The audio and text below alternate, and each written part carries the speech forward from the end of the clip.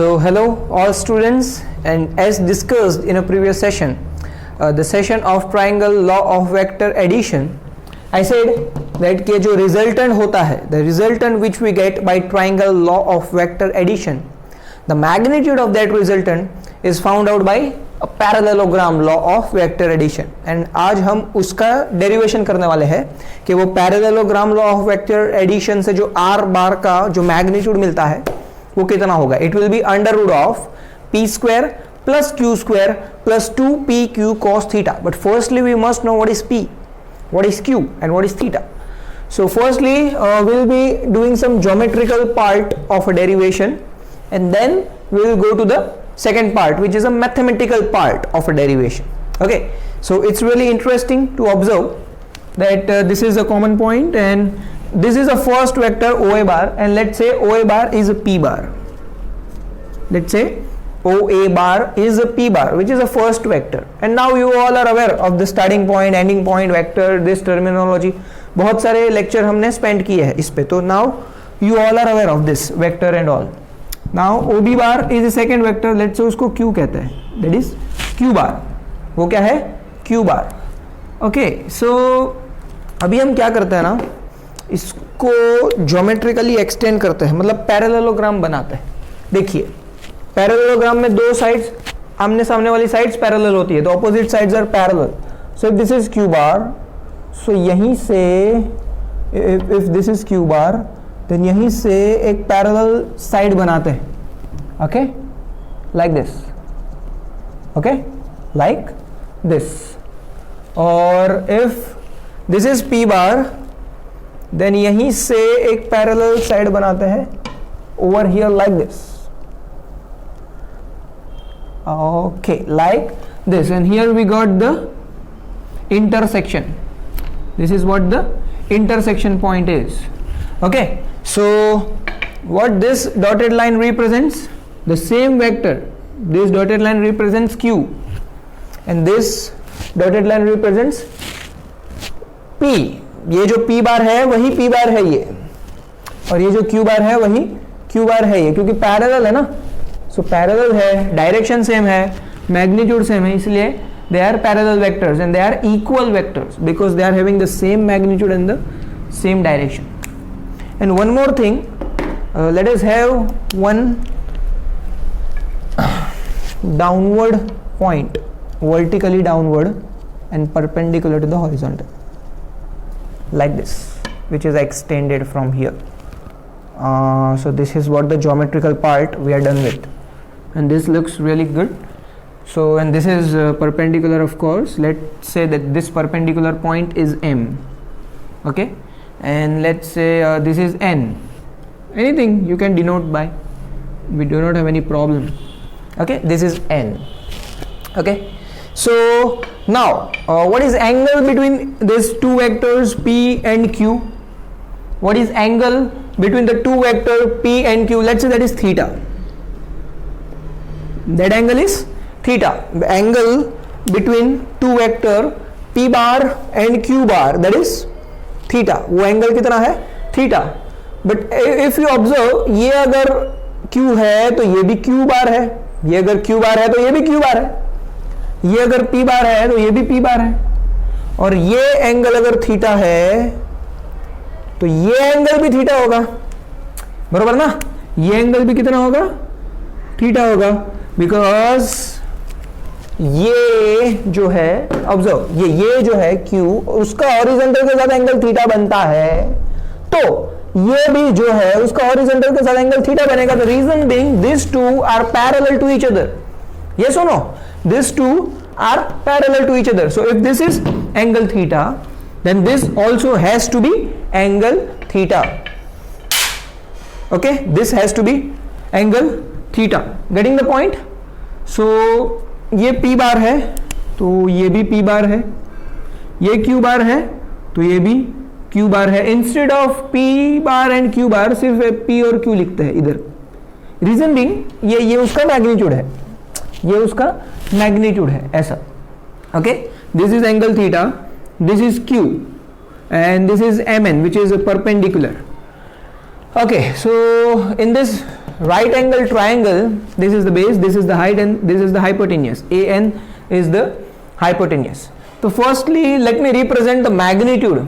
OA bar क्या है? OA bar is equals to P bar. OB bar क्या है? OB bar is equals to Q bar, and we must have some resultant, right? Because without a resultant, ये उसका magnitude कैसे निकालेंगे? So here we are representing a resultant, and that resultant is along the diagonal of a parallelogram. That resultant is along the diagonal of a parallelogram like this, and this is what the R bar is.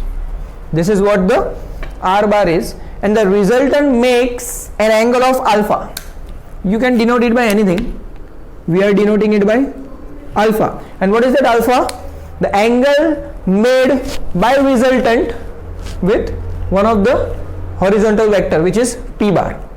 So OA bar is P bar, OB bar is Q bar. And what does this diagonal represents? The diagonal is ON bar, na? That ON bar is a resultant vector. ON bar is a resultant vector, that is R bar. So by triangle law of vector addition, this is a vector, this is also a vector.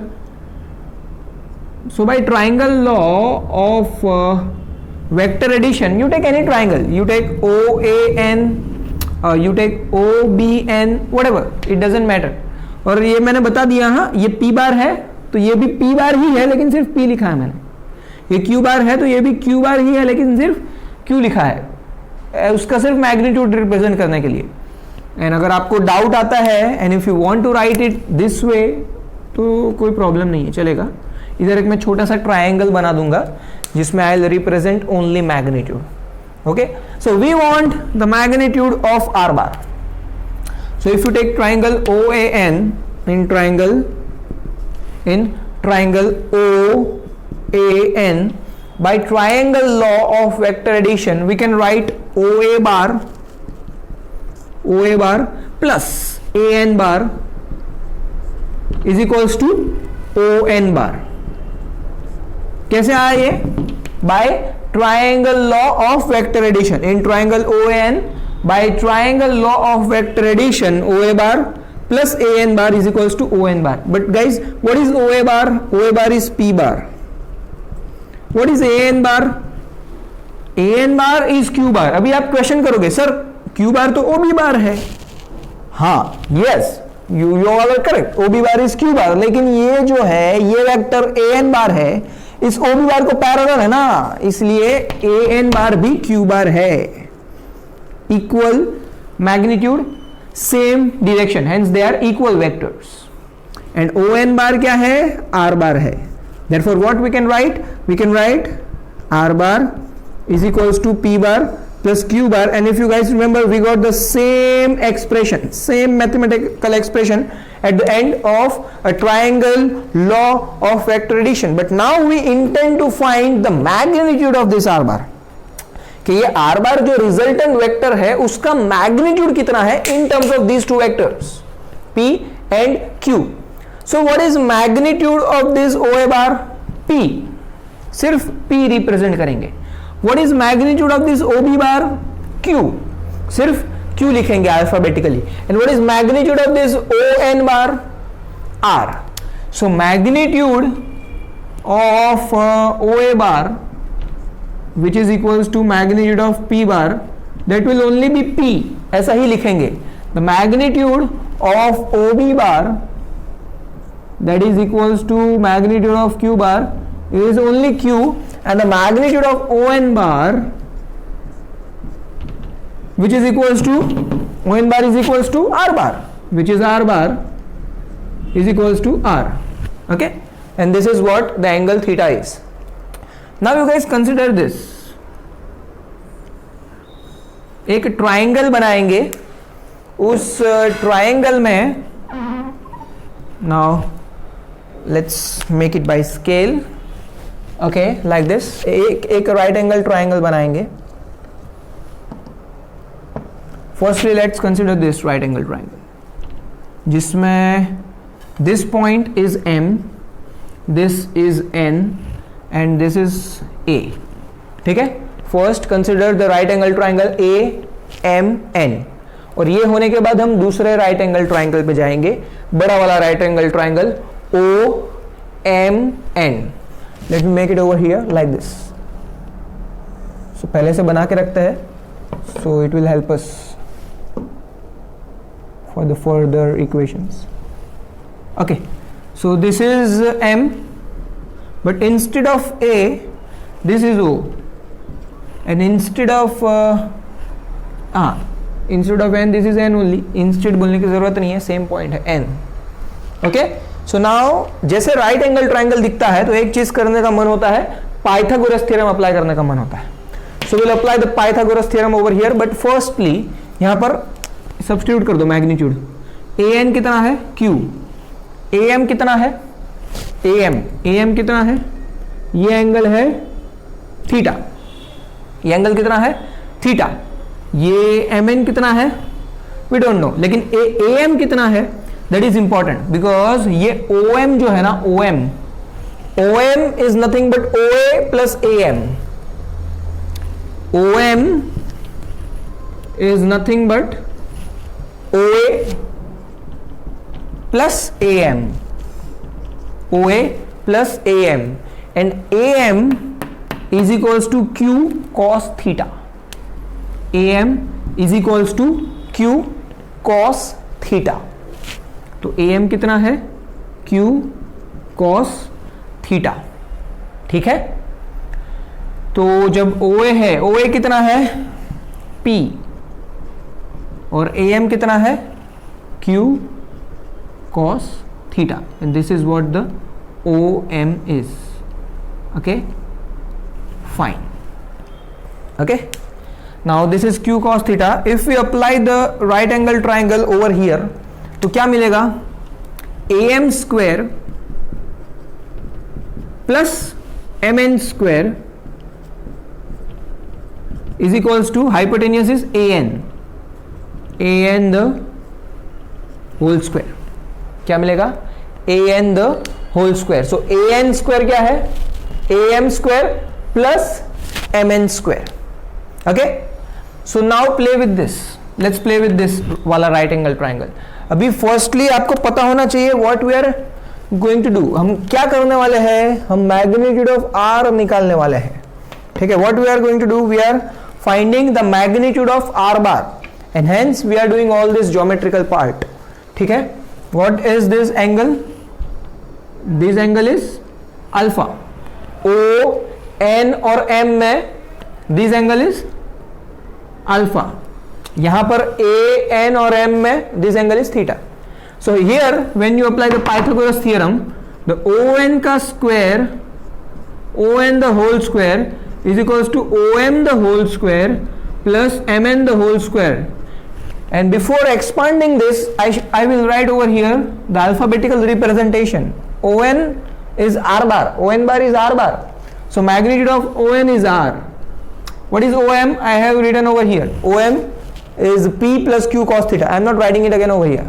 And MN is what we can get from here.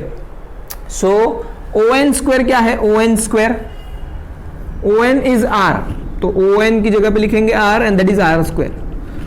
क्या लिखेंगे R, तो वो क्या बन जाएगा R square. अभी OM क्या है P plus Q cos theta.